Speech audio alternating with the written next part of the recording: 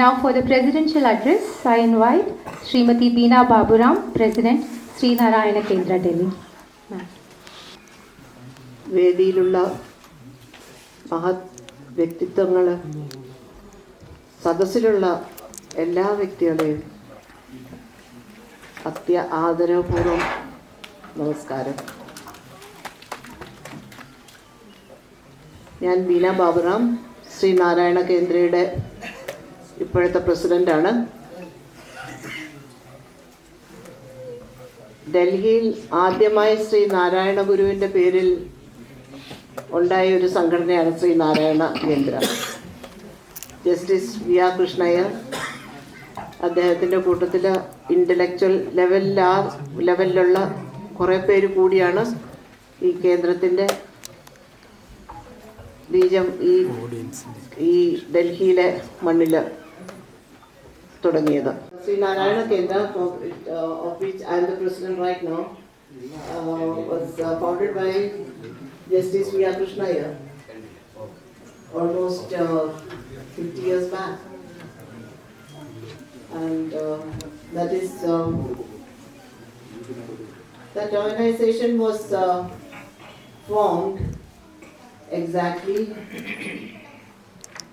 for what we are talking about right now. It is not to argue or win, it is to discuss and understand. So if we sit down, that is such a great thought process. Nobody can argue and win anything. We all have arguments, we all have points in which we believe. But to discuss and understand each other, that will solve all the problems, big or small. But nobody is willing to do that. There are so many learned, wise people who are there to talk to us. So I won't waste any more time in talking about only one Kendra. There are so many of us waiting to listen to all of them. So let us listen to them with an open heart and mind. Jai Hind.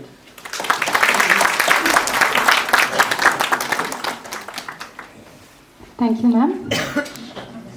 As Chief Guest of the day, we have none other than the Honorable Attorney General of India, Advocate R. Venkataramani, sir. Sir, it's an honor to have you with us today. I request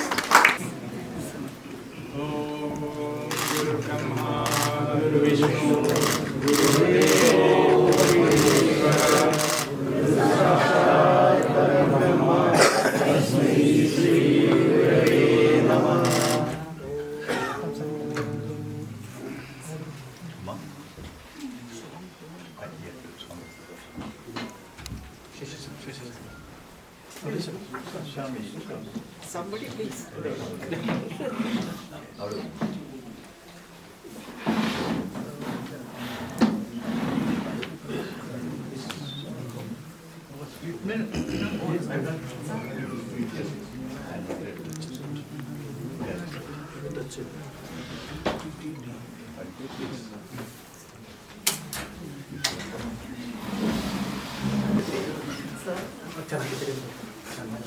When I was asked to come here today evening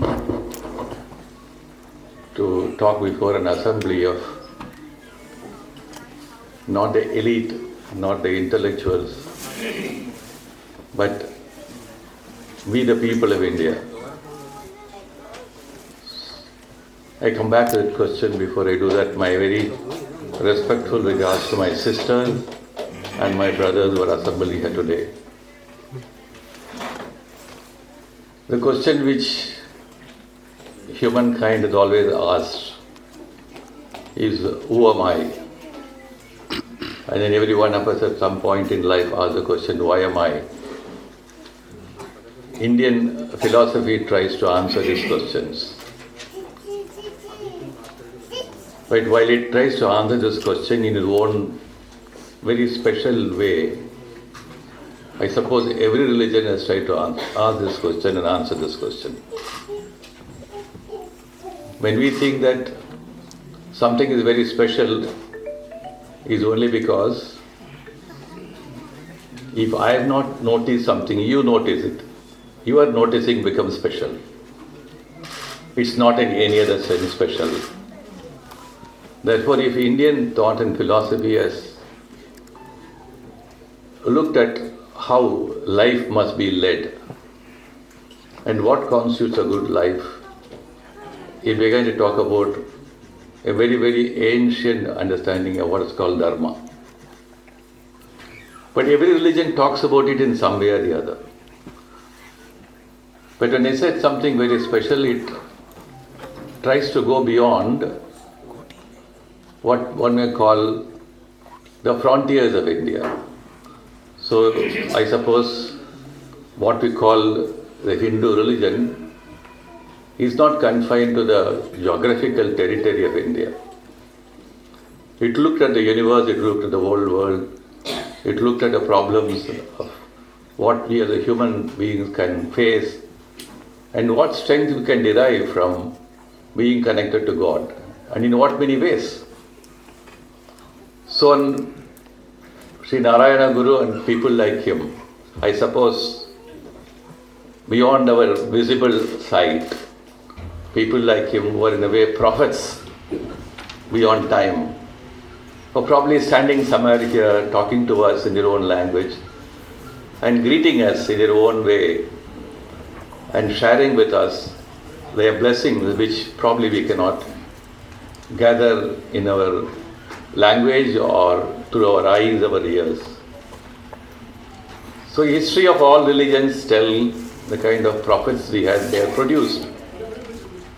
But the question is, why is that despite all that wonderful, noble thoughts that each and every one of us constitute the same element of one universal feature called God, why is that we keep ourselves, each other from a distance? Why do we create distances? There are very many answers. There are very many understandings. But the problem is not that which answer is the best answer. It is not like an examination paper. In life, it's not like a question and answer paper which says scores best. So for humanity, I suppose there are as many best answers as possible, and all best answers are equal in status, because so many questions and so many answers, we are living in a more world of larger understanding. Suppose for one question only one answer, so I may become the owner of that answer. That's problematic.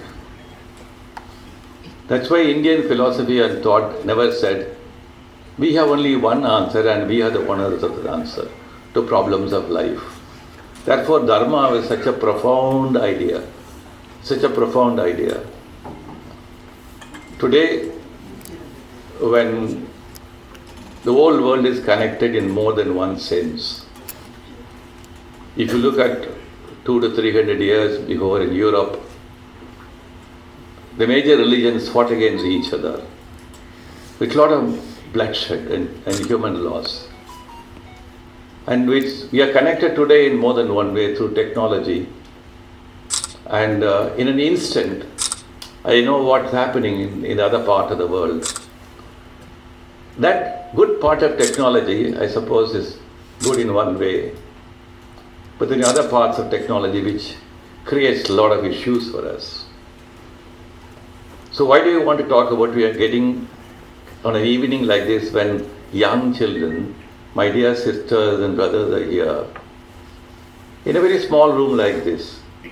I consider that wherever we are congregating, wherever we are meeting, even in a home when two of us are together to talk about peace, love, compassion, I think it's important. It's not the place where we meet, it's not the number of people we meet, it's that we meet for this cause that is important. That means it will resonate on its own. Somewhere or the other, people notice, today, for instance, I'll tell you, when we were celebrating the 75 years of the Constitution of India, unlike a couple of decades ago, All of India was celebrating the Constitution. Universities, colleges, schools, public places, something very wonderful. I suppose we have been celebrating this. As many celebrations like this take place in each every nook and corner of our earth, I think it is celebrating the importance of being together.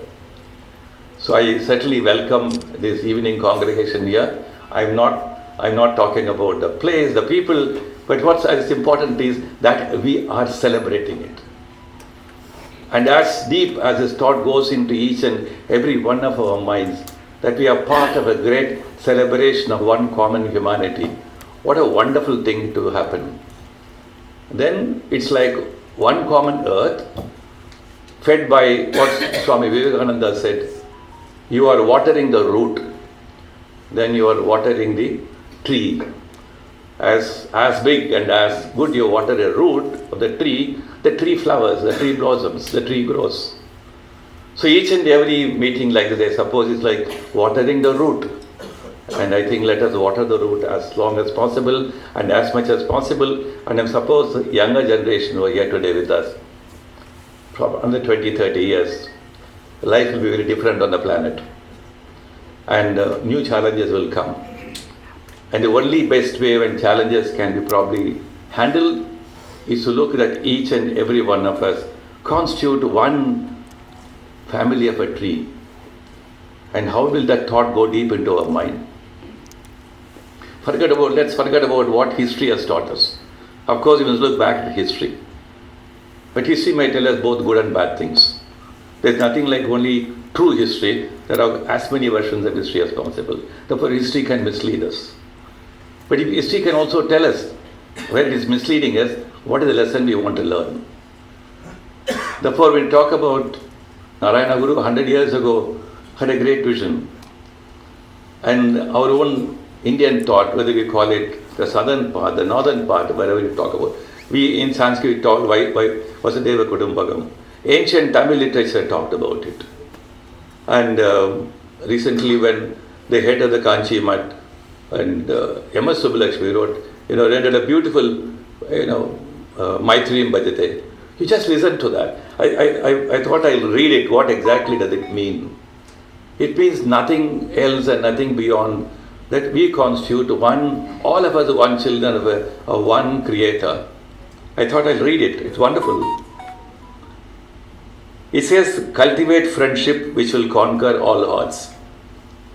Look upon others as similar to yourself.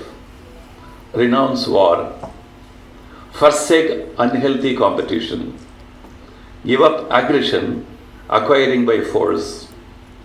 Mother Earth yields all that we require. The Lord, our Father, is most compassionate. Do we not hear it in every religion? Then he says, practice restraint. To be kind and given to others.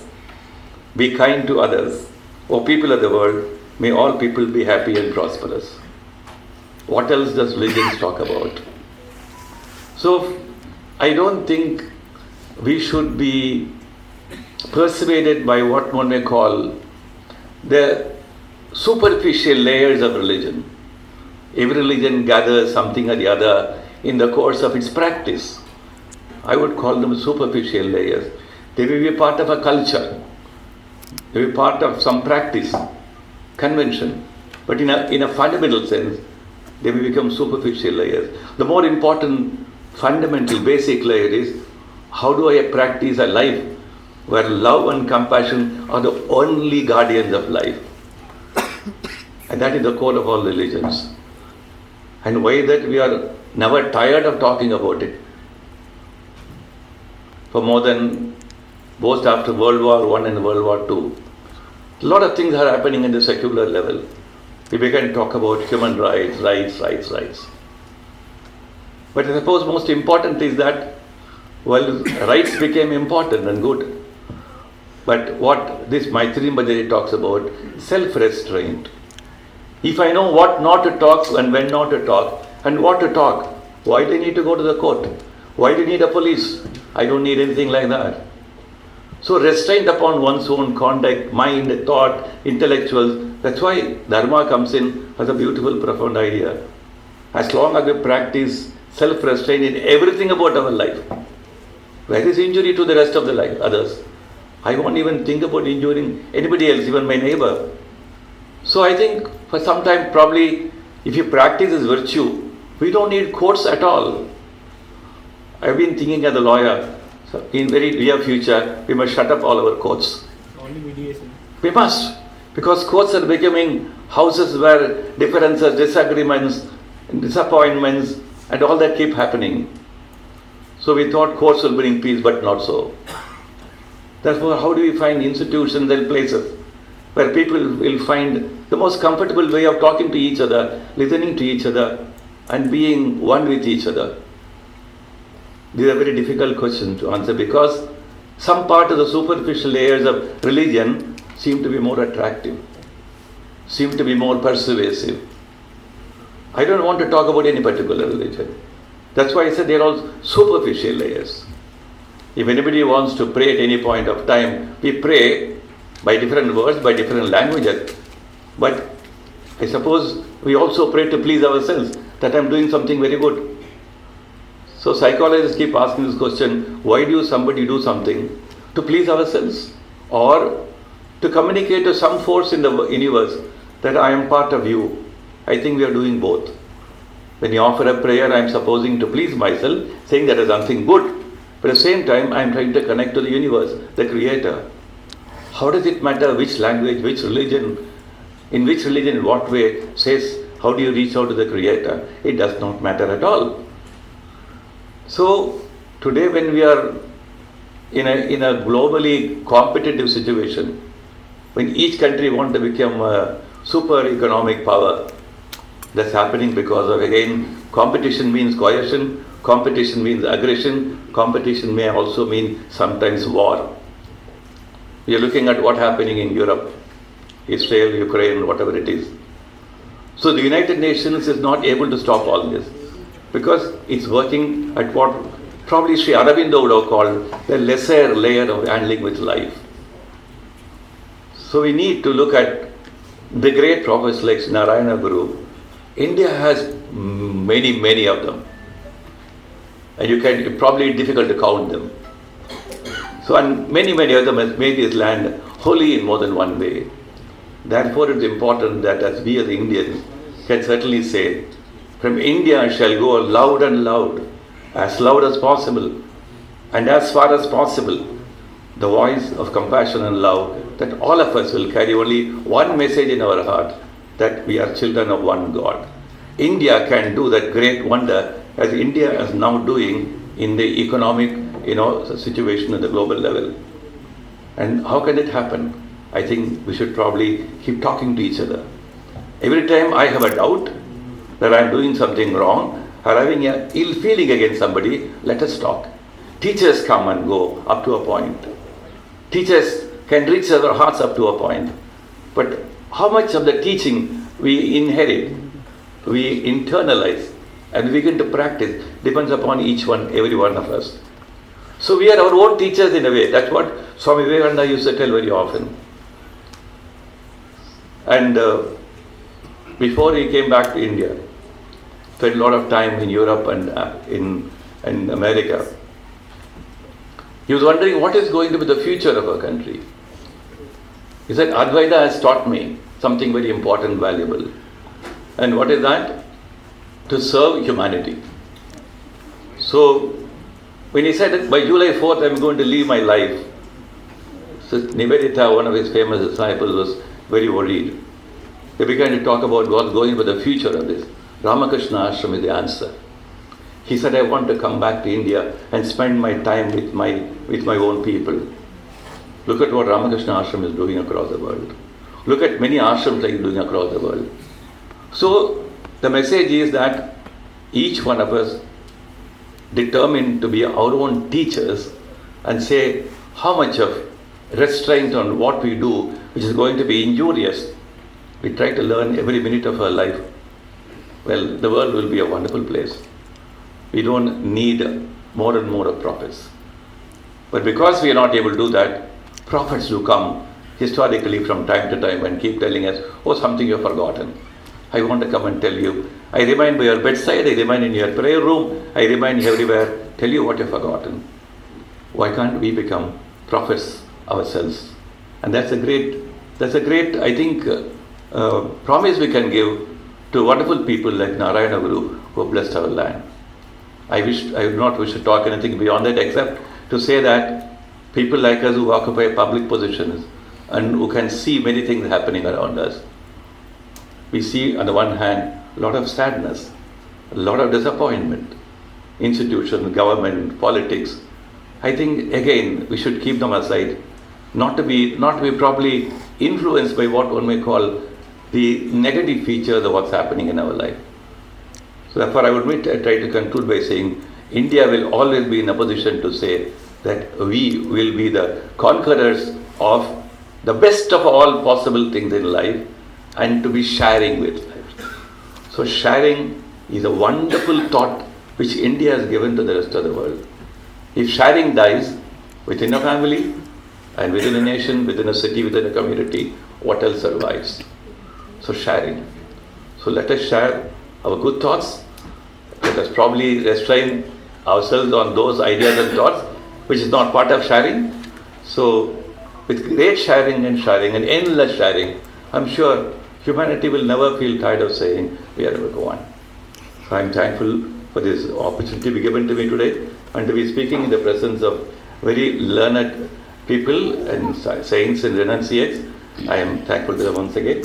I hope my young brothers and sisters here, so whenever you move into higher place of learning, keep this message in your heart. Tell your neighbor, we want sharing. Tell your neighbor, we will not have thoughts and ideas on which you have no restraint at all. Probably I would not like to use my mobile for 1 hour in a day. That will be a great good thing for you. But today evening I had come from a meeting. I came from a meeting, from a university meeting. The Vice Chancellor was talking about the problems of managing the students. 2 important challenges. One, use of this technology. The other is drugs. So our younger generation will be facing more and more challenges now. See, across the world there is an organized crime which is happening, which is using drugs, money, intercontinental transfer of people, trafficking, so on and so forth. Therefore, those of us who have gone grey-haired probably will not going to face that. But those of us who are going to enter our life, please keep it in mind. Technology should be our servant, not our master. Then everything else in life should be our servants. Then you are the master of our life. That is where ultimately interfaith can flourish. Otherwise, we will be probably creating troubles for ourselves within our own religion. And how can we sane ourselves? They are very important questions. I'm sure we'll keep asking them every day and try to give the wonderful answers possible every day. Thank you so much. Good day to all of you.